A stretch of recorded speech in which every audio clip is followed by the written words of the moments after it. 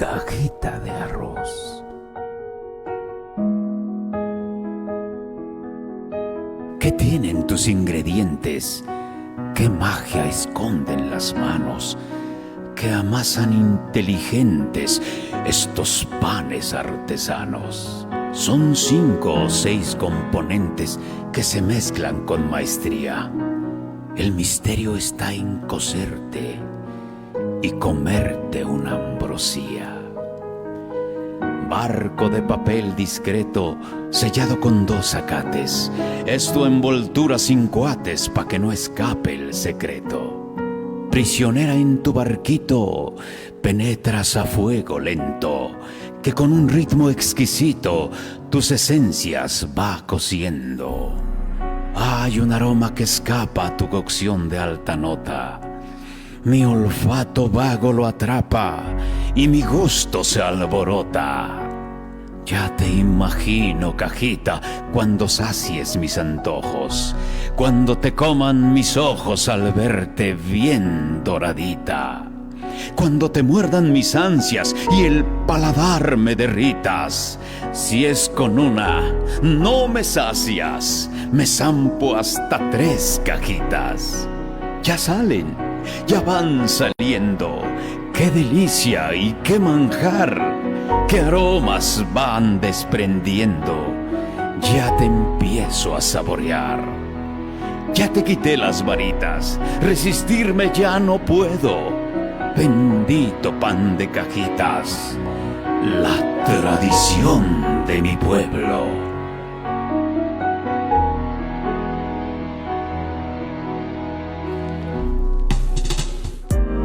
¿Cómo están, amigos? ¿Cómo están? Bienvenidos a la tercera emisión de La Gruta del Tecuani. El día de ayer, amigo Oscar, lanzamos un preventivo a través de Facebook. Era para invitarlos para el día de hoy, 14 de febrero, en La Gruta del Tecuani, medio Tecampana, charlando sobre los panaderos de Abolengo de Teloloapan y el pan tradicional que tanto renombre le ha dado a Teloloapan en México y en el mundo.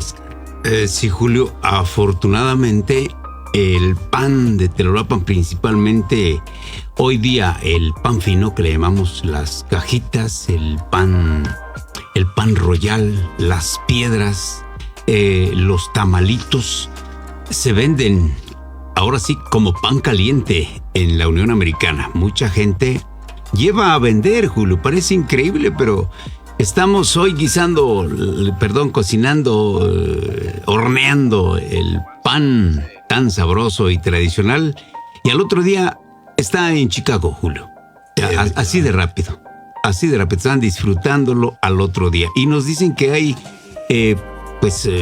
mercados, ¿no? Market, ¿no? Tiendas que expenden el pan de Teloloapan en varios puntos en los Estados Unidos. Y eso es maravilloso debido al esfuerzo, a la imaginación, ¿no? Porque mucha gente, te aseguro que desde el momento en que está ideando, que está amasando, dice: yo quisiera que mi producto, ¿verdad?, un día lo probaran en diferentes latitudes. Y qué bueno que de repente se nos cumpla ese sueño, Julio. Y lo estamos haciendo, Oscar. Fíjate que estábamos investigando y nos encontramos en la historia que hace 9,000 años se empezó a fabricar el pan. Esto fue en Egipto. Se hacía con harina de trigo y cebada. Efectivamente. Pan sabroso. Trigo y cebada, los primeros ingredientes del pan. 7 años antes de Jesucristo. Ahí los egipcios ya hacían su pan para acompañar diferentes comidas, incluso disfrutarlo con un buen té. Un buen té egipcio. Oscar, en México la producción del pan se remonta a la conquista española. Hay que recordar que en los mexicas, nuestra cultura más avanzada, no conocía el trigo. Bueno, en todo Mesoamérica no se conocía el trigo. Entonces cuando llegan los españoles, pues listos como eran nuestros antepasados, aprendieron a cultivar, moler y a hornear el trigo. Se tienen ya datos muy precisos que Miguel Hidalgo y Costilla enseñó a los indígenas a construir hornos, a elaborar pan y también a hornear ladrillos. Hornos de para lodo. la construcción de casa. Entonces fue algo importante, ¿no? Por eso querían tanto a Miguel Hidalgo y Costilla. Oscar, pues también hablarte que ya en el año de 1880 aproximadamente, se tiene la idea de que en Teloloapan empiezan ya a saborear pan. Sí, Julio, efectivamente, a principios del siglo, por ahí ya vemos algunas notas de los que tuvieron la oportunidad de dejar sus testimonios y nos hablan de las mesas, principalmente de los pudientes. Uno de ellos, y vamos a recurrir a la familia Salgado, que vivían en la parte central y que desde décadas anteriores al 1900 ya tenían pues la concesión de diferentes negocios muy surtidos, y aparte de ello eran prestamistas, Julio, eran prestamistas, obviamente a veces fiándote el producto básico, pues te quitaban tu casa. Había gente que vivía en suma pobreza, se dedicaba a la siembra. Por eso es importante que analicemos al maestro Cándido Pineda. Él habla de la situación económica del Teloloapan de 1900, de su señor padre, y nos hace saber que había unos cuantos herreros. Y cuando decimos herreros, no precisamente para hacer puertas, no, la mayoría de puertas en ese tiempo se hacían de madera. Él nos habla, herreros, de ponerle herraduras a los burros, y que muchos, pues los que trabajaban en el campo, los que utilizaban este tipo de bestias mulares, además los arrieros, pues eran los clientes, ¿no? de este oficio, ¿no? De los que trabajaban en este oficio. Bueno, pues te quiero decir que los primeros que comienzan a darnos datos nos hacen saber de unas comidas que organizaba don Florencio M. Salgado, y había que detectar por qué M. Sí. Nos dicen que una trabajadora que viene siendo abuela de una persona que todavía está viva, afortunadamente, trabajaba con don Florencio. Cuando tenía sus reuniones importantes, quiero recordar que don Florencio fue candidato a diputado. Sí. Fue candidato a diputado y fue prefecto de esta zona. El primer prefecto político nacido en Teloloapan. Exactamente. Entonces, pues obviamente tenía buena relación con gente allegada a don Porfirio Díaz. ¿Por qué? Porque don Porfirio tenía el control político de todo México en ese tiempo. Sí. Entonces, hay algunas fotografías ya de los años 30, más o menos, ya del 900, del siglo pasado, donde están de frac, ¿no? Que es una camada como de 20, 30 individuos, todos hombres, ¿eh? Sí. Todos hombres, ¿no? Pero bien trajeados. Y ahí aparece, de aquí de Teloloapan, alcanzamos a distinguir, aparte de don Florencio, al señor Guerrero, debe de ser Eduardo Guerrero, ahora sí, el que llegó de la Ciudad de México, puso una de las primeras boticas aquí en lo que es la calle hoy Ejército Trigarante. Sí. Bueno, pues en esas comidas dice que ellas eran las encargadas de limpiar, no de lavar, de limpiar los tenedores, o sea, como la vajilla de lujo, sí. Con los tenedores, los cuchillos y las cucharas de plata, Julio. Sí, entonces, para acompañar esas comidas, pues ya se ponían en la mesa no tortillas, pan. Y queremos imaginar que ese pan era el pan rudo, como decimos hoy, ¿no? Lo que vino después a ser el bolillo, vamos. Quizá eran simplemente unas bolitas, no tenían forma, ¿verdad? Y con esas acompañaban esos banquetes. Emulando ya los baguettes que se degustaban allá en la capital del país, ¿no? Porque hay que recordar que Porfirio Díaz tuvo mucha influencia francesa, ¿no? Entonces, claro, cuando Porfirio Díaz abre la puerta a los franceses y se instalan muchas pastelerías, muchas panaderías en la ciudad, a la que por supuesto solamente tenían acceso la gente pudiente. Tenía tanto dinero don Porfirio que se daba el lujo de visitar Francia muy seguido y al final de cuentas, y ahí está registrado, muere en 1915 en París, Francia, y allá lo sepultaron, Julio. O sea, tanto amor, tanto cariño, tanto conocía Francia que dijo, yo quiero regresar. Entonces, sí, cierto, él quiso traer un pedacito de Francia en todos los sentidos, ¿eh? Sí. Se traía teatro, zarzuela, traía obras de todo tipo. Es más, de los primeros fotógrafos, de las primeras películas que ya se filmaron, aparece don Porfirio Díaz, ¿no? Y este descubrimiento pues, era francés, Julio. Entonces, él los trajo desde la Francia para que filmaran algunas de sus acciones aquí en México. Así es que don Florencio Salgado, muy conectado en ese tiempo con don Porfirio, y la muestra es que cuando viene el tiempo de la revolución, él se tiene que ir porque también venía sobre él. Sí, efectivamente, Oscar. Pues fíjate que estábamos checando nosotros en una ocasión, platicando con el último cronista de Telolapan, no sé si sea oficialmente o al menos nosotros así lo sabemos, el maestro Francisco Nájera Castrejón. Nos platicaba que a él a su vez también le hicieron saber que en el año de 1920 llega de la ciudad de Querétaro una dama de nombre María Isabel Pineda, te repito, de la ciudad de Querétaro, que ya hacía panqués, traía la receta de los panqués, pero al no encontrar la materia prima para elaborarlos, tuvo que ajustarse a lo que había en Telolapan. Y es así como nace el pan de Royal. El pan de Royal, que por cierto, aquí tenemos un pan de Royal, ¿verdad? No es necesario exhibirlo, aquí nada más estamos respirando, ¿no? El aroma sabroso del pan. Este pan de Royal, sus ingredientes que le dan ese sabor diferente, quizás sea la mantequilla, ¿verdad?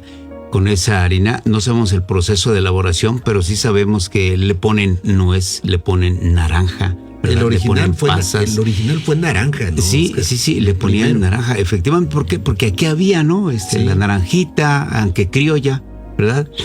Entonces, señores, el pan de Royal, ahora sí, viene siendo como el sustituto de aquellos panqués que traía esta dama queretana, ¿verdad? De aquel tiempo. ¿Y por qué pensar que tuvo que buscar aquí en Telolapan cómo sustituir los ingredientes? Señores, estamos hablando de épocas donde no había caminos, carreteros. Entonces, ¿no? Eran muchos días para trasladarse a la ciudad de Querétaro, ¿no? Hoy a lo mejor nos toma 5, 7, 8, 9 horas estamos en Querétaro. Pero anteriormente, imagínense, los caminos agrestes, peligrosos además, ¿no? Y sobre todo, había salteadores de caminos por ese tiempo, Julio. No voy a traer la harina para el pan a Querétaro, ahorita vengo, ¿no? Era muy difícil. Entonces, por eso nosotros creemos que muchos datos de los que nos han regalado los que en su momento vivieron, disfrutaron de ese tiempo, pues son muy, muy verosímiles. Julio, hablamos de pan rudo. Hablemos de pan rudo. Encontramos en los datos al señor Benito Ortega, pero un poquito antes de don Benito. A don Benito lo conocimos, Julio. Lo conocimos. Benito Ortega, en su momento fue su vecino. Vecino nuestro. Sí. Pero él se especializó en bolillos. Sí, efectivamente. Después del pan rudo, digo, vinieron dándole forma al bolillo, ¿no? Sí. ¿Qué es el bolillo? El bolillo es prácticamente la harina con agua, y un poco de sal, porque no le ponen mantequita, No le ponen mantequita, no sé si llevarán toque de azúcar, pero a veces lleva hasta el toquecito de sal. La verdad no somos expertos en pan, pero antes que don Benito estaba don Flavio, que era hermano de Benito Ortega. Era mayor, ¿verdad? Era mayor don Flavio, y pues yo creo que entre hermanos no había tanto negocio, cómo generar pues por lo menos para llevar la comida, el sustento a la casa. Entonces había que trabajar en lo mismo, ¿no? Y lo que pasó con el famoso indio, ¿no? Esquivel, ¿no? Hermano de don Alfonso, son de apellido Esquivel, los que hacían las famosas canicas, hacían el dulce de semilla, el dulce de leche, tan sabroso. Hermanos, ¿no? Y no había esas envidias, ¿no? Ahora, ¿cuándo has visto dos hermanos trabajando juntos?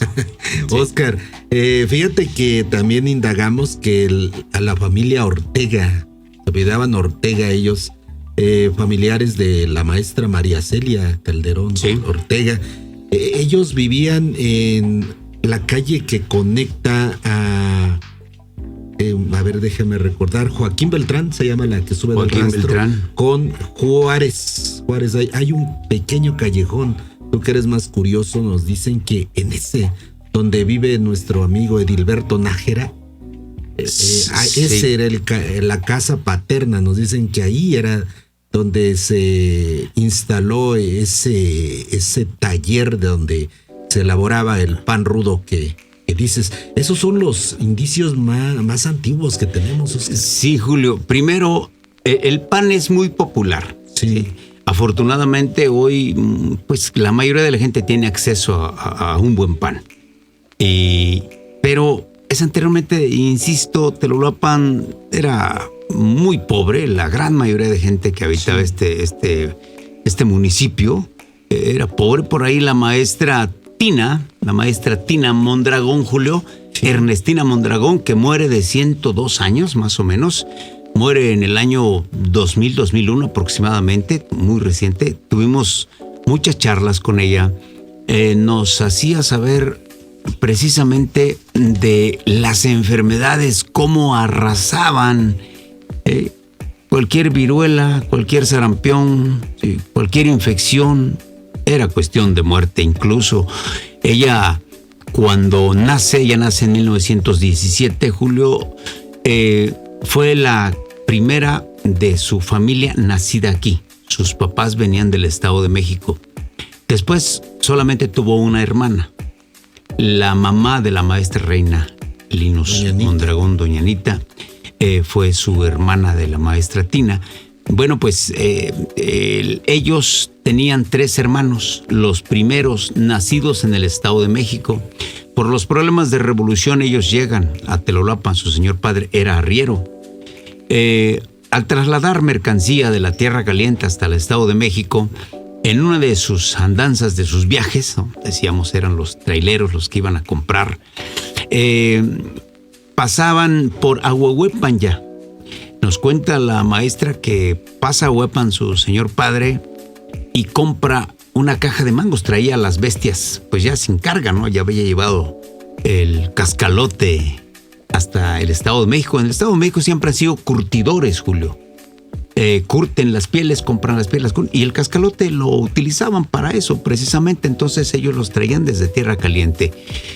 Al pasar por Ahuehuepan, compra una caja de mangos maduros, cachetones, bonitos de ese tiempo, ¿no? Una zona caliente. Pues dice que llegando a Telolapan, pues iba rumbo a la Tierra Caliente, pero pasa a ver a su señora esposa y los niños ven, ¿qué traes, papá? Tú sabes que un niño no es ¿qué me trajiste? ¿No? Pues tardaban días, quizá meses, ¿no? En desaparecerse, ¿sí? Pues baja la caja de mangos, Julio, dice que se dieron una atascada Pues quiero decirte que el señor iba rumbo a Tierra Caliente cuando lo iban correteando ya, como al gran Julio César, el emperador romano. Lo iban correteando, decirle, ¿sabes qué? Tus hijos están mal. Efectivamente, sí, se estaban vomitando, ellos venían de zonas frías y nunca habían probado tantos mangos y tan sabrosos. Yo creo que se atascaron, se pasaron. Murieron, Julio, los 3 murieron. Pues platicaba la maestra Tina. Sí. Entonces, era muy fácil morirse en ese tiempo. Sí, efectivamente. Era muy fácil.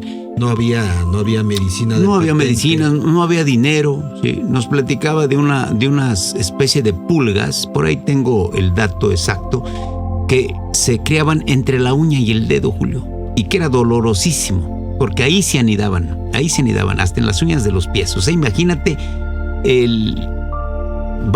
la polvadera las aguas, el agua había que irla a traer al río, había que surtirse, ¿no? Aquí en los cántaros.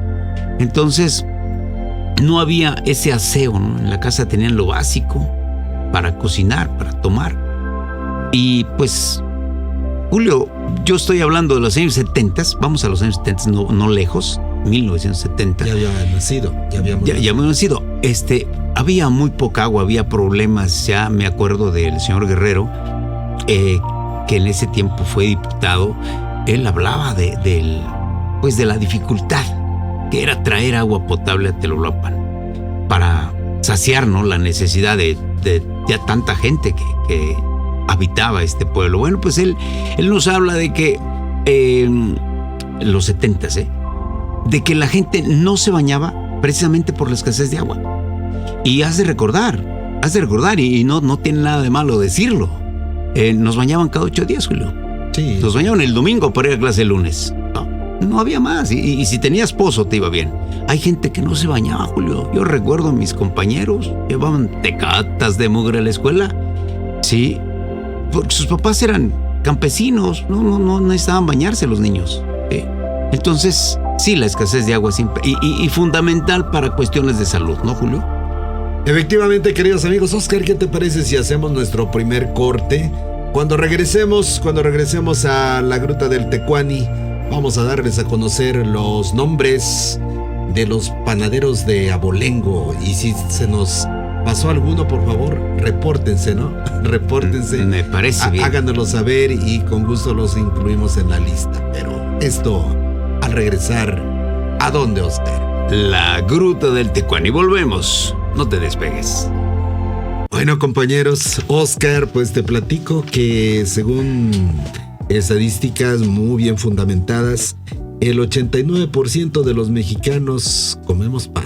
89%. El 11% los que estamos enfermos, ¿no? Ahí te incluyes, Oscar. Sí, fíjate que el pan es un antojo inevitable, ¿no? Es de los antojos y más fuertes. Cuando vives en Telolapan. Sí, no, y bueno, hay lugares donde huele a pan lejos. Están horneando el pan y a una cuadra. Entonces ya de ahí se te antojó, ¿no? Y ¿sabes qué? Hice alguna vez un promocional para mi gran amigo, en paz descanse, esposo de mi comadre Angélica Rojas, mi compadre Pedro. Y dice, les di una frase ahí para siempre, ¿no? Desde ahí, que dice, el pan en cualquier momento es bueno. El pan en cualquier momento es bueno. Y sí es cierto, Julio. Te levantas y ves un pan sabroso ahí en tu mesa y le das una mordida, ¿no? Sí. Almuerzas y buscas un pedacito de pan. Si te ofrecen un atolito, una leche o un cafecito, ¿sabes? Un tecito de canela y un pedazo de pan, te lo almuerzas. Llegas al mediodía, igual. Entonces, a cualquier hora es bueno el pan. A veces hasta lo cambias por un platanito, por un pedazo de una fruta, vamos, la que sea. No, prefiero el pan. Pero completa tu frase. No, porque vamos a ser comercial, ¿no? Vamos a ser comercial. No importa, ahorita estamos en los 4 primeros que dijimos que íbamos a darles publicidad gratis, como panadería Luciano, ¿no? Perfecto, el pan en cualquier momento es bueno, pero si es de Peter Pan, mejor. Es mucho mejor. Mejor. Sí. Y sí, ya la dejaste para la posteridad. Sí, ahí les quedó, ahora lo anuncian con ello y las han puesto en la camiseta, tienen los eslogan en la panadería. Eso es bueno, eso es bonito, ¿no? ¿Cuánto ganaste en esto? No, pues, lo que era el promocional. Y a propósito, Julio, a propósito, tenemos aquí una canasta que nos hizo llegar nuestra amiga Selene Hurtado. Es el pan tradicional, el que seguramente ya probaron hasta los europeos, ¿verdad? Sí. Hasta los europeos.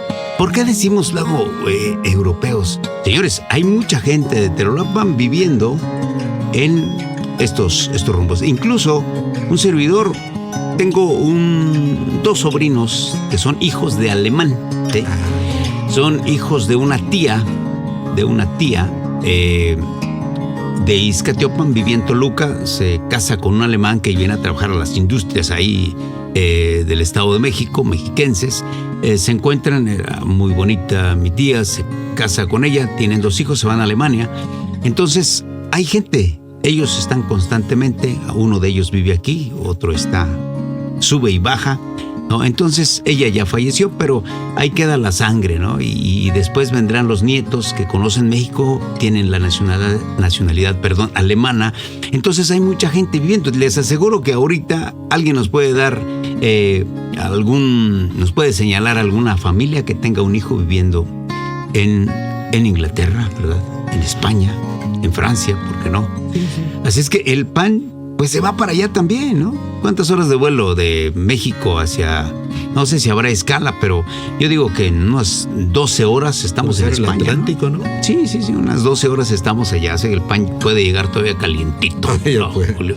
Bueno, entonces estamos de que nuestra amiga de Mole Guerrero, por cierto, es Casa Hurtado, ellos venden el pan para regalar, ¿no? El pan que llevamos que vamos a visitar al médico, que vamos a ver al abogado, que vamos a ver al familiar, que vamos a ver al amigo. Es más, este pan llega hasta la cárcel, ¿no? Que tenemos visitar a un amigo en la cárcel, quiere probar un pancito. Anteriormente los ayuntamientos, Oscar, mandaban a hacer No, todavía hacen sus canastas para regalar a la gente que viene, a políticos, sí, ¿no? A investigadores, profesionistas, gente que viene, que aporta, se lleva su canasta de pan, ¿no? Ese es el distintivo, ¿verdad? Exactamente.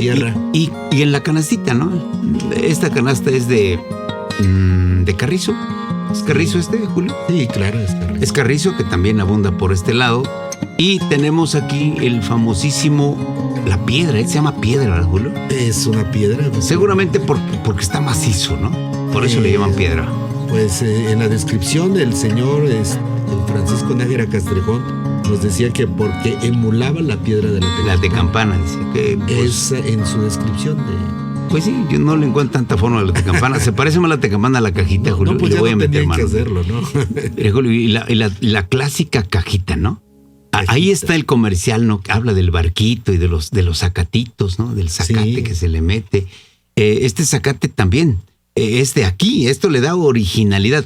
Te quiero decir, y me comentaba el doctor Mojica, Julio, que las cajitas no nacen precisamente aquí en la cabecera municipal. Las que comienzan a traer este pan son unas damas de apellido Mojica, por cierto, de Buenavista del Aire. Ellas comienzan a traer este pan. Pero es municipio. Es municipio de Telolapan. Al final de cuentas son de Telolapan, sí, ¿no? Claro. Hoy día encontramos en Iguala que ya las hacen, ¿no? Sí, claro. Pero seguramente alguna familia que se fue de aquí, que se llevó la receta. Aunque le quiero decir una cosa. Siempre, por más, usted se lleva la receta, las va a hacer a Aguascalientes, ¿no? Las va a hacer a Querétaro, las va a hacer a Yucatán. Pero ¿sabe qué? Un pan necesita las manos tecampaneras. Sí. Y además necesita el clima tecampanero para que sepa igual, ¿no? La leña tecampanera. O sea, necesita varios elementos para que sea una cajita auténtica. A ver, síguele rascando, Oscar. Aquí está el tamalito, ¿no? El clásico tamalito. Hay unos que son de maíz, Julio. Estos ya son el tamalito y esta estrella son de maíz. Ese son es de maíz. Sí, y con esto se adorna la canasta. Esto es lo que no puede faltar en una canasta, en un regalo de los telolapenses. Estas frutitas, Julio, son muy sabrosas. No, son frutitas. Es frutita de horno, ¿verdad? De horno, frutita de horno. Estas llevan azúcar con canela. Sí. Y estas llevan mantequita, porque el demás pan lleva mantequilla, nos dice los expertos, ¿no? De los Hurtado. Este pan lo comienza a elaborar la señora Mireya Hurtado. Sí. Que por cierto ya puso su sucursal. Ya, exactamente, frente a la iglesia. Ahí está el pan de doña Mireya, pero deja por ahí a una de sus hijas trabajando para la casa del Mole Guerrero. Entonces, como por tradición ahí se vendió durante mucho tiempo el pan de doña Mireya, pues obviamente tuvieron que dejar ahí una sucursal. Entonces la gente acude bien, ¿no? Mucho, vende bastante, ¿no? Sí, qué bueno, qué bueno. Da para todos, ¿verdad? Sí. Y estoy hablando que si un pan anda costando alrededor de 25, 30 pesos, Julio, y las piedras unos 12 pesos, las cajitas quizá unos 13, 14, 15 pesos, estamos hablando de que un regalito de esta canasta, vamos, que todavía le falta algo más, anda pues en unos 300, 400 pesos, ya incluyendo la canasta y el papel que le da ese toque tan distintivo, Julio. Y la canasta, Oscar. Este papel se llama pellón coreano. Ajá. No lo ven aquí. ¿Cuál es la característica nos dice nuestra amiga Selene, que en el papel que se utilizaba antes, el de China, luego decían el papel de China, o el crepé, ¿no? ¿Cómo se llama? El delgadito de colores.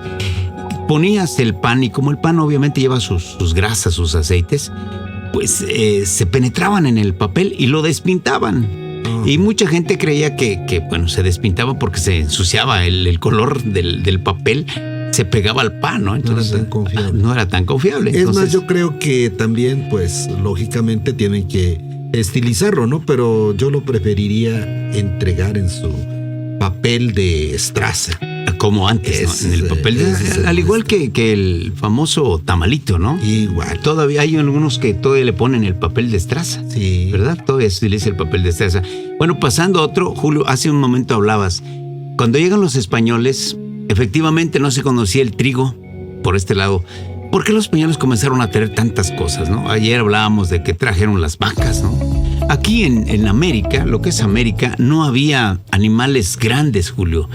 En México quizá los xoloitzcuintles, ¿no? Los perros originarios de la civilización azteca. Quizá las llamas en Perú eran los animales más grandes que había. Los caballos tampoco había ni burros ni nada. Entonces comenzaron a llegar porque se vieron en la necesidad aquellos amigos de traer esos animales fuertes para los trabajos rudos. Entonces, y para su comodidad también, ¿no? Claro, sí, para trasladarse. Era el medio de transporte de ese tiempo. Entonces, los barcos comenzaron a llegar llenos de ganado de todo tipo, vacuno, chivos, cabras, todo llegó de la España en aquel tiempo. Y ahí pues tenían que traer también el grano, ¿no? Los granos, lo que comían los animales, porque había abundantes pastizales, ¿no? Allá, eso nos cuentan allá los que viven en la Pampa, ¿no? Allá en Argentina, eran unos campos rasos, ¿no? Llenos de buen pasto para el ganado. Entonces probablemente hasta se mejoró la raza trayéndolo a América. Sí. Mucha agua, muy buenos pastizales, ¿no? Tierras vírgenes prácticamente, Julio. Es la ventaja, ¿no? De cuando empiezas a mezclar las culturas.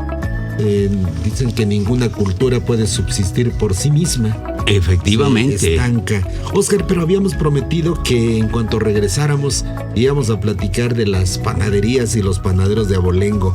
Bueno, déjame platicar. No va en orden alfabético, por supuesto. Perdón, en orden cronológico. No va en orden cronológico, pero te quiero decir que logramos investigar que don Eustorio Alvarado, ahí en calle Sor Juana Inés de la Cruz, pero parece que ya sus ancestros ya elaboraban pan.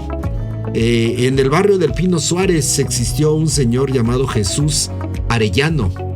El Pino Suárez. En el Pino Suárez. Hoy día su familia radica ya en la colonia Emiliano Zapata, pero siguen elaborando un delicioso pan de dulce. También el señor Lucio Villalba, Oscar. Sí, Lucio efectivamente, Villalba, ahí en Mexicapán, ¿no? Calzada General Lázaro Cárdenas, me parece que su negociación se llama Flor de Tecampa. El señor Francisco, así se llama, Flor de Tecampa. Señor Francisco Sánchez, a ver, déjame corroborar, es Armando Sánchez, papá de nuestro amigo Francisco Sánchez, mejor conocido como Pancheras, una familia con muchos años de elaborar el rico pan. Bueno, también tenemos a la maestra María Antonieta ahí en la se llama calle H Ayuntamiento. La maestra Antonieta. Y bueno, también tenemos muchos, pero muchos más. Actualmente ya, Oscar, pues se han venido diversificando y nos dan a conocer incluso que un promocional que, por cierto, pues le queremos decir que, por eso te decía que los primeros 4 programas vamos a regalar la publicidad, ¿no? Ya, o sea, el próximo ya vamos a Como debe de ser en todo. Primero le damos de probar primero, ¿verdad? Las panaderías Luciano desde 1960, nos dice Oscar. Y nos dicen que ahí empezaron también desde 1960, empezaron a producir el pan fino, el pan tradicional, las cajitas y todo esto. La panadería Los Chinos, Oscar. La que está en el Pípila por ahí, ¿no? Sí. Calle del Pípila. Y con la sucursal entre Independencia y Juárez, ¿no? Ahí tienen su... Sí, ahí efectivamente hay Independencia y Juárez. También queremos agradecer también a nuestra amiga Doña Quina, también, Oscar. También hace cajitas. Un pan muy sabroso. Hace hojaldres. Sí, y no sé, a ver, ¿de cuál más? ¿Cuál es? Mira, Doña Juanita Lagunas. Doña Juanita Beltrán, Lagunas, sí, todavía sigue haciendo de vez en cuando, ya estoy cansada, pero le sigo entrando a veces cuando le hacen pedidos. Sus hijos siguen produciendo el famoso pan de canela con pasta. Hay un señor que probablemente te venga a la mente. Nos dicen que fue de los primeros. ¿Te acuerdas de don Leguízamo? Ah, claro. Vive por ahí, por la calle Cuitláhuac, más o menos, por ese rumbo al Calvario, por ahí una callecita. El señor Leguízamo, su mamá, su señora madre, vendía cajitas desde hace muchos años. Pero nos dicen que quien hacía unas cajitas exquisitas se llamaba Pancho Pérez. ¿Sabes quién fue Pancho Pérez? Pancho Pérez fue padre de doña Julia. ¿Te acuerdas, doña Julia Pérez, del famoso pan de los Pérez? Los del Jeep que platicábamos la vez pasada. Bueno, doña Julia Pérez hacía un pan tan sabroso, ¿verdad? Decíamos que cuando llegabas al mercado ya se estaba acabando, ya estaba apartado. Doña Julia Pérez. Doña Julia Pérez, los del famoso Jeep del 1960. Ellos vendían un pan muy sabroso ahí en las instalaciones del mercado municipal. Quizá fueron de los primeros que tuvieron ahí un negocito. Ya fallecieron los dos, no dejaron descendencia. Pero doña Julia era hija de don Pancho Pérez, y don Pancho Pérez comenzó a vender una cajita muy exquisita. Fíjate que hablamos del bolillo de don Benito Ortega, pero te voy a dar un dato muy importante que debemos de guardar, como lo hacemos nosotros. Aparte de los bolilleros, había un señor que hacía el pan de semita. Se llamó Tomás Marina. El famoso pan de semita. El tejamaní. ¿Cuál era ese? No. El pan de semita. Diferente. Sí, era diferente. Era como un pan blanco que le ponían como semita arriba, que se utilizaba para las tortas, Julio. El pan de semita, redondo nada más. Como un bollo, pero más grande. Para las tortas. Para las tortas, efectivamente. Y ese lo hacía y dicen, oye, qué sabroso, porque y ¿sabes qué? Yo lo llegué a probar con café. Era riquísimo porque creo que llevaba un poquito de manteca, era más blandito que una telera y estaba exquisito. También los tejamaniles, pero esto los hacía don Pablo Vázquez, era el que hacía los tejamaniles. Y me dicen los vecinos de la Allende, porque ahí vivió este señor. No, era una otra cosa. Él se dedicaba al puro tejamanil. Él hacía tejamaniles. Exactamente. Ya sabes que llevaban un toque como de piloncillo. Tenían su morenos, el pan moreno. Sí. Adentro tenía como pedacitos como de sema. No sé si te acuerdas, como el cereal. Sema, ¿no? El tejamanil, sí, efectivamente. Sí. Entonces, llenador, él se llamó así precisamente don Pablo Vázquez. Era el que decían los don Chico, me acuerdo ahí de la calle don Chico. Papá, ¿sabes de quién, don Chico? Del maestro Esteban Beltrán. Doña Berta y don Chico eran padres del maestro Esteban Beltrán, que fue de los primeros que trabajaron las imprentas, yerno de nuestro coronista del que hablamos, ¿no? Del maestro Francisco Nájera Castrejón, uno de sus yernos. Abuelo también de nuestro amigo Benito, ¿no? De Benito, efectivamente. Bueno, pues este caballero, don Chico, nos hablaba de la sabrosura de los tejamaniles. Dicen, ay, tejamanil, ¿para qué queríamos más? Con ese nos llenábamos. Y hablando de piloncillo, Julio, aquí hay un producto. Este producto, dice, es famoso en los pueblos. Mira, sí, en los pueblos es famoso, sí. Tiene piloncillo. Sí. Y debe ser maíz también. Entonces, Es maíz, Oscar. ahorita recapitulando, Julio, hablábamos de que... Ahorita lo pruebo. Sí, ahorita lo pruebo. Fíjate que en ese tiempo, cuando llegan los españoles, no había todavía, pues ni la idea para hacer un pan, ¿no? Precisamente comienza a utilizarse el maíz posteriormente. Y aquí tenemos estas frutitas, son de maíz, ¿no? Los famosos, estas estrellas es maíz. El tamalito es de maíz, ¿no? Y el marranito debe de ser también como de maíz, pero tiene su toque de piloncillo, ¿no? Que también ese producto lo elaboraban aquí en las cercanías de Tepozonalquillo, de Chiapa, ¿no? Imagínate si pudiésemos viajar al pasado, seguramente que en el mercado de Tlatelolco íbamos a encontrar algo similar al pan, Efectivamente. pero de maíz, ¿no? Sí, claro. Entonces, Julio, te voy a decir algo. ¿Por qué las cosas se hicieron tan, ahora sí, tan originarias? Era muy difícil trasladar productos comestibles a otros lados, ¿no? Se nos echaban a perder. Lo único que duraba, y eso sí estoy seguro, el pinole. Cuando me decían, íbamos a vender piñas a Chilapa, por decirlo, había una feria en Chilapa, anual. ¿Qué hacían los caballeros que iban a vender la piña? Pues se aventaban 3 días y 2 noches, Julio, caminando, llevando la piña en las bestias. ¿Qué llevaban para comer? Pues tortilla dorada, pasada por el comal hasta que se doraba, y pinole. y sal. Y obviamente su bule de agua. Y su sal, ¿verdad? Sí, efectivamente. Era el único producto comestible que duraba días, ¿no? Rocío Alonso, ya se me antojó, dice Rocío Alonso. Bueno, también nos dice que las cajitas son mis preferidas, mis favoritas. Lucy Miranda, excelente programación. Gracias Lucy, gracias a todos los que nos hacen el gran favor de atendernos. Mire, los programas se quedan, ¿verdad, Julio? En plataforma. Ahora los podemos encontrar en Conexión Híbrida. Ahí se va a meter Conexión Híbrida en Facebook y descubra por ahí la Gruta del Tecuani, el contenido que hay dentro de la Gruta del Tecuani. Ahí va a encontrar varias sorpresas. Introduzcas en la gruta del sí. Tecuani. Oscar, ayer presumía algo a través de mis redes sociales, las 1000 visualizaciones a las que llegamos ayer. Sí, no, y te voy a decir, vamos a superar esa marca. No, por supuesto. Mire, toda la información que usted escucha aquí no es que nos las hayan contado. La gran mayoría está fundamentada. ¿Qué pasa? Que ha sido un trabajo de muchos años, no es casualidad. Desde nosotros hemos sido curiosos y digo, hay que decirlo, aunque parezca o lleve un dejo de soberbia.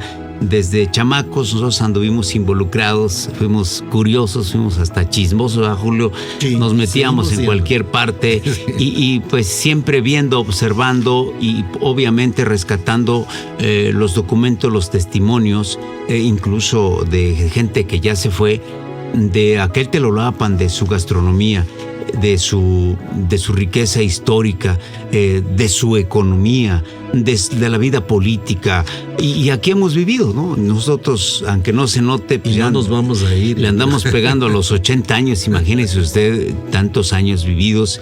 Y la verdad, la gran mayoría de nuestra vida aquí solamente saliendo por cuestiones de trabajo, saliendo por cuestiones de escuela, pero aquí hemos estado siempre tratando de aportar lo que nosotros podemos o sabemos, Julio.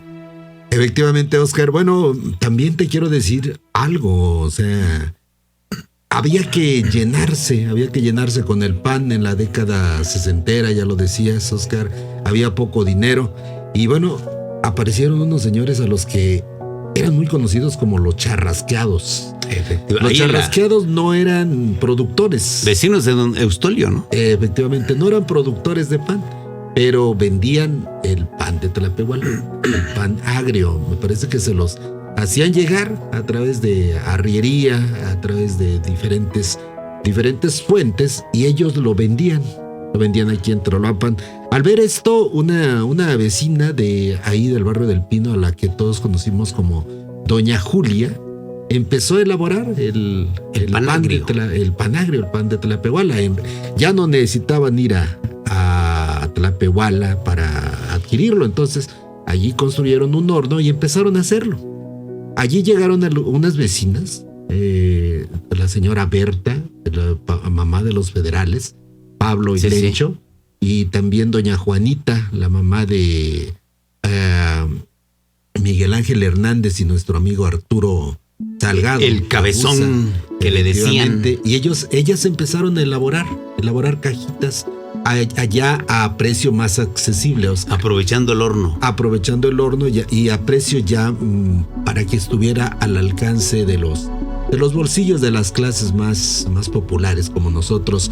Entonces nosotros fue cuando empezamos a probar ya esas cajitas, Oscar, cuando ya estaban Más baratas. Estaban más baratas. Y bueno, pues yo creo que ese legado dejó doña Juanita y doña Berta, de veras, para la gente de Teroloapan, hacerlo más popular. Hoy, afortunadamente, creo que muchas personas podemos probar las cajitas sin tener mucho dinero, ¿no? El pan de Royal, hacemos unos esfuerzos, anda pero en 13 pesos una cajita, que no deja de ser un lujo, Julio, ¿eh? Sí. Andamos buscando el pan de 6, ¿no? Pero ya no hay de 6, Julio. Ya no. No, el más baratito creo que cuesta 7, 8 pesos. Yo quiero agradecerle también a los amigos de Panadería Ortiz.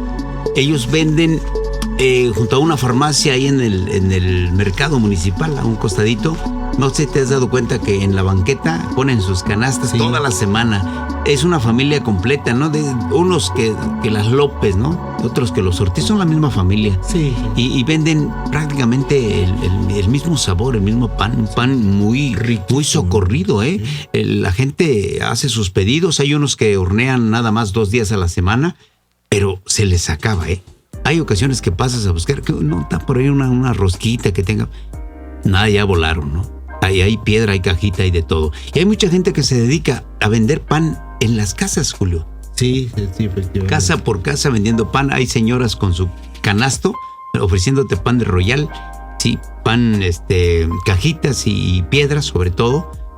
Algunas frutitas. Andan casa por casa. O sea que somos paneros exagerados, ¿no? Aquí en Teroloapan.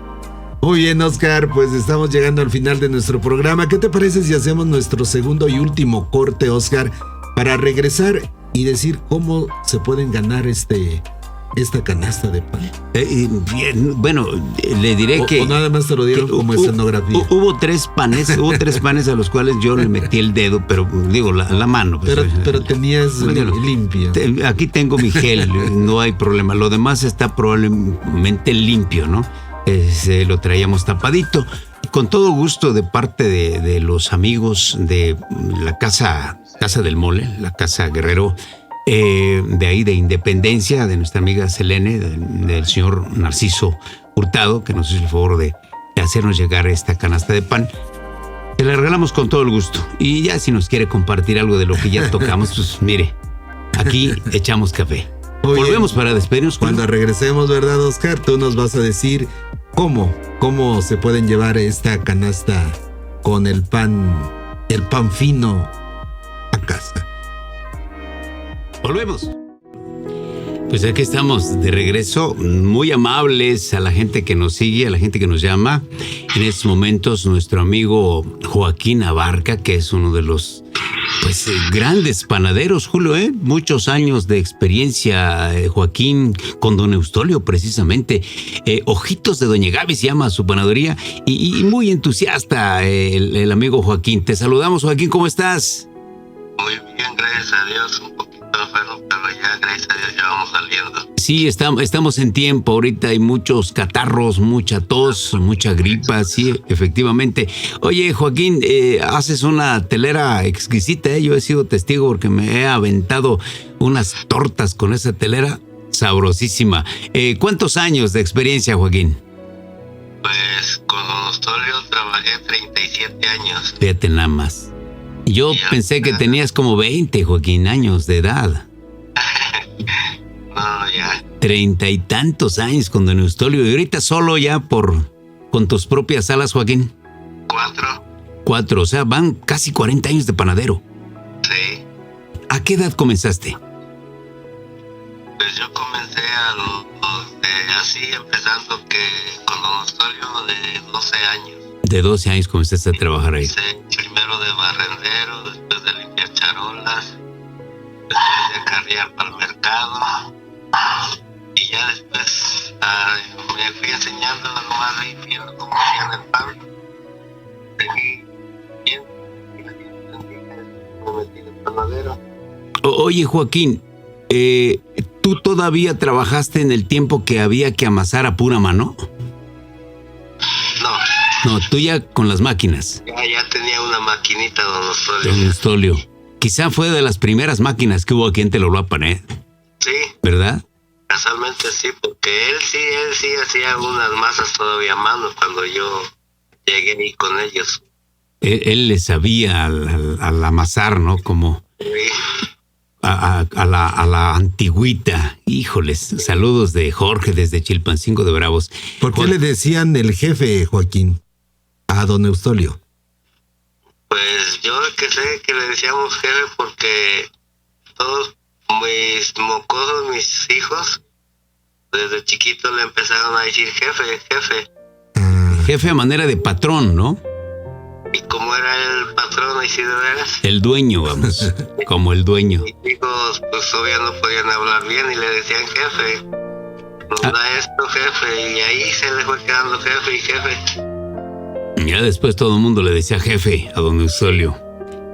Bueno, pues de los primeros panaderos seguramente, Julio. Sí, don Eustolio, sí, sí. ¿eh? Una persona muy buena, ya como él no habrá otro, yo me imagino. Ah, qué bien que lo reconozcas, Joaquín. Hay gente que nos dio mucho y que pues se fue sin haber recibido, ¿verdad?, un reconocimiento, digo, no de parte de una autoridad política, pero sí de, por lo menos de algún vecino, ¿verdad? De gente que, de sus trabajadores incluso. De repente nos vamos y no sabemos lo que sembramos, lo que dejamos, ¿no? La semilla que sembramos y que hoy día está floreciendo porque mucha gente ha vivido precisamente de esta industria panadera, ¿no? Tu caso, ahí te enseñaste y hoy día estás, ahora sí, cosechando los frutos de esa jornada que viviste, de esos tantos años con don Eustolio, ¿verdad? Pues sí, gracias a Dios, pues le agradezco a él y a Dios que me enseñó, pues. Efectivamente. Qué bueno, Joaquín, que seas agradecido. Julio, ¿algo más? Pues yo solamente quiero agradecerte, amigo Joaquín, todo el tiempo que nos has brindado, los patrocinios. Mientras estuvimos en otro medio, anualmente siempre te comportaste a la altura, siempre nos hiciste llegar obsequios y estoy seguro que cuando te necesitemos ahí estarás. Sí, primero Dios, cuando gusten. Muchas gracias. Panadería Los Ojitos de Doña Gaby. 3 direcciones aquí en el centro de la ciudad, amigo Joaquín, calle Juan Álvarez, en una casilla blanca, ahí a un costado de la rosticería. También en calle Oaxaca y en calle Libertad sin número de la colonia Héroes del 47. ¿Es correcto, Joaquín? Sí, así es. ¿A cómo la pieza, Joaquín? A 7 pesos. La telera. La telera. ¿Y la mediana o la chiquilla? La chiquilla 3.50. Esa es buena para como a manera de bocadillo, la torta Sí. pequeña. ¿Y el pan de dulce, Joaquín? A 7 pesos. 7 pesos. Y hay un grande, ¿qué haces, Joaquín? El de baqueta, 10 pesos. A 10 pesos el de baqueta. Bueno, pues ahí está, Con eso los come la datos. familia. Gracias, Joaquín. Un gusto saludarte, amigo. Igualmente, sí. Bueno, pues ahí se fue el amigo Joaquín. Oye, Julio, antes de irnos te quiero decir algo. Cuando aquí había, cuando el antojo del pan, pues buscaba más el dulce, porque estamos hablando del bolillo. ¿Por qué el bolillo? Porque el bolillo era el común, ¿no? El barato, de alguna forma, el accesible a la gente, pues quizá de clase más baja, ¿no? Pues probablemente había algunos cuantos ricos, eran muy pocos los que tenían acceso al pan fino. Sí. Se consumía el bolillo, pero había una señora, y también lo vamos a guardar. La señora se llamaba Licha Dimas. Ella hacía buñuelos. Harina le salía, vamos, más barato, que Alma tenía su grado de dificultad, pero el buñuelo nomás llevaba pues la harina, mantequita, ¿no? Bien doraditos y azúcar. Y eso lo vendía en el mercado municipal. Doña Licha Dimas. Los buñuelos eran, ya ves, crujientes, ¿no? Entonces, eso era como sustituir el pan de dulce, ¿no? Si no tenemos para la cajita, bueno, un buñuelo, ¿no? Y acuérdate que se vendía con una miel que hacían como una especie de guayabate, Julio. Sí. Y le ponían, y era riquísimo, ¿no? Era riquísimo y probablemente, pues, más sano. También había otra señora que vendía las famosas charamuscas, Julio. Doña Nati Rodríguez, ahí en el mercado municipal. Eran de los antojos que venían a sustituir el antojo del pan, ¿no? Hoy día, donde quiera encontramos pan. A la vuelta de la esquina le aseguro que hay una panadería. Y para todos ustedes que han hecho grande esta industria del pan en Telolapan durante muchos y muchas décadas, Julio, pues el agradecimiento, ¿no? El agradecimiento. ¿Por qué? Primero porque tuvieron el ingenio, tuvieron el tiempo, tuvieron el sueño y además dieron trabajo a mucha gente que lo necesitaba. Así es, Oscar. ¿Cómo se va a regalar la canastita, Oscar? Mira, la canastita que digo, de una vez, ¿no? Que fácil, lleva 300 pesos con todo y canasta. Los que están conectados, si nos están escuchando, que la entregue nuestra amiga Selena Hurtado. Sí. Vamos a llevarlo a la casa Guerrero, a la casa del Mole, ahí en Independencia. Es la última casa, ahora sí, es la última casa antes de llegar al ayuntamiento municipal, ¿no? Porque acuérdate que derribaron ahí unos edificios. Es la que está pegada, vaya, a la albercota esa que tenemos en el centro de la ciudad. Bueno, ahí está Mole Guerrero, ahí la puede ir por ella. Y lo único que queremos decir es, pues, ¿cómo se llama el programa? El programa, no, vamos a poner el dueño ya dijimos quién es el que ideó la receta original de este pan tradicional de la casa. ¿Quién hace este pan? Y que a su vez es propietario del Mole Rojo Guerrero. Claro, y que a la vez es propietario del Mole Rojo Guerrero. Que nos diga el nombre y con eso que se lleve esta canasta para cenar o para almorzar temprano, Julio. A ver si puede hacerlo ahí a través de efectivamente Facebook, redes sociales. Y el pancito está recién hecho, es de hoy. Y lo puede ir a recoger ahí precisamente en este establecimiento, al cual le agradecemos todas sus atenciones. Y la próxima semana, Julio, desde, ¿qué será? El día miércoles estaremos otra vez en vivo.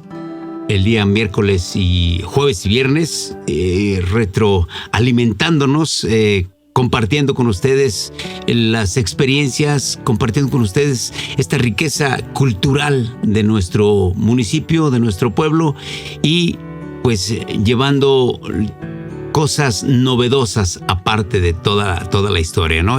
La otra semana vamos a tener aquí la presencia de una chica que acaba de ganar el certamen de declamación estatal, Julio, en la ciudad de Iztapalcingo, alumna del Cebetis número 57. Perfecto, Oscar. Adelántale a nuestro público, por favor, el tema que vamos a tratar, Oscar, para que estén pendientes con nosotros. Puede variar, puede ser miércoles o jueves para la próxima semana, sin embargo es un día de esos dos, ¿verdad? Efectivamente, no, y temas hay bastante. Dijimos que vamos a tocar temas como presidentes municipales, como instituciones educativas, la educación privada. Hay muchos tópicos que vamos a compartir con ustedes. Pero sí me gustaría que dieras a conocer el tema que te gustaría tratar. Digo, porque imagínate, hablamos de solamente pan y nos llevamos más de una hora. ¿Te imaginas si citamos toda la historia de los presidentes municipales? Sintetizar 200 años, Oscar. Sí, pues no 200 años porque tenemos, después de que se quemaron los archivos de la Casa Consistorial, Julio, que fue alrededor de 1911-1912, pues hay un siglo y algunos años, ¿no? 115 años más o menos de presidentes municipales. Los demás se fueron, aunque por ahí doña Evila Franco nos cita de aquel camerino Ocampo que estaba en aquel año, no, él ya estuvo con 1921 en el aniversario del centenario del abrazo de Acatempan. Entonces, tenemos alrededor, ¿qué será? ¿Te gustaría? Mira, hay temas muy interesantes, pero hace un momento me llegó a la memoria los grandes hombres de Campaneros. Perfecto. Sí, hacemos un listado y platicamos de ellos, sí. Los más prominentes de nuestra, en todas las series. ¿Te parece bien? Digo, para prepararme. Claro. Mira, podemos empezar con doña Sara Castrejón, ¿qué te parece? Sí. Bueno, entonces, ahí está el tema, la fotógrafa de la revolución. La próxima semana nos vamos a encontrar aquí en la Gruta del Tecuani. Me quiero despedir con una pregunta hacia ti, Oscar. ¿Cómo se llama doña Quina? Doña Georgina, se llama Georgina. Se llama Georgina. No, hoy me enteré de su nombre. Se llama Delfina Evangelina Castrejón Salgado. Delfina Evangelina. Delfina Evangelina Castrejón Salgado, fabricando el pan tradicional desde 1980. La receta la obtuvo de su señora madre, doña Elenita Salgado Cruz, quien era hija de don Benito Salgado. Oye, ¿no vive la señora? No, falleció. Y no tiene mucho, ¿verdad? Hace 6 meses. Sí, porque recuerdo que iba a la Feria del Mole, estaba presente en los grandes eventos la señora. Desgraciadamente este año 2024. Hija de don Benito Salgado, otro de los grandes industriales, ¿no? Grandes empresarios telolopenses. Ahora sí, Oscar, nos vamos. Muchas gracias. Yo soy Julio César Sotelo y con el favor de Dios nos encontramos en el próximo episodio de La Gruta del Tecuani. Pásela bien, buena noche.